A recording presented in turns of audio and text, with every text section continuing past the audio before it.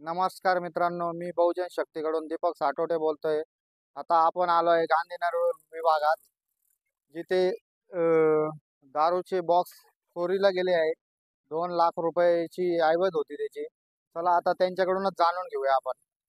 600 box होते, त्याच्यातून 65 box गायब झाले. कोयपेवाडी सहकारी कारखान्यातून गाडी भरून आली 9 वाजता. दारू होती त्याच्यात. संध्याकाळी टाइम झाला म्हणून घरी आणली. पोरगा घरी गेला तर रात्रीतून 65 बॉक्स गायब झाले.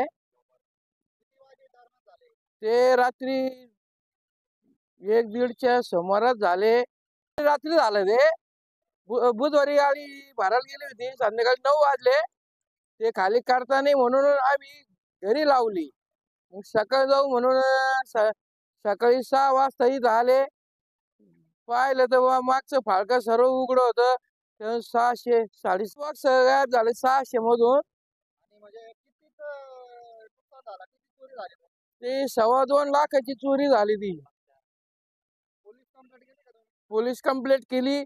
दादा म्हणे आम्ही पाहू, सर्व हे करू म्हणे. कृष्णा कुंभार साहेब होते, त्यांनी देखरेख केली. तो पंचनामा झाला. मग माग CCTV आहे, चौफुलीवर इकडे आहे, इकडे 105 कडे एक CCTV आहे. तर तेवढे माझ्यासाठी परवानगी, आमची मागणी आहे तेवढं CCTV चेक करा. MH41G7135 या 10 टायरच्या ट्रकमधून तब्बल 2 लाख रुपयांच्या दारूच्या बॉक्सची चोरी झाल्याची धक्कादायक घटना उघडकीस आली आहे. या प्रकरणी कोपरगाव पोलीस ठाण्यात गुन्हा दाखल करण्यात आला असून चौकशी पोलीस उपनिरीक्षक रोकडे सर आणि पोलीस निरीक्षक रामकृष्ण कुंभार यांच्या मार्गदर्शनाखाली सुरू आहे. अशाच ताज्या बातम्यांसाठी बहुजन शक्ती न्यूज या YouTube चॅनलला सबस्क्राईब करा.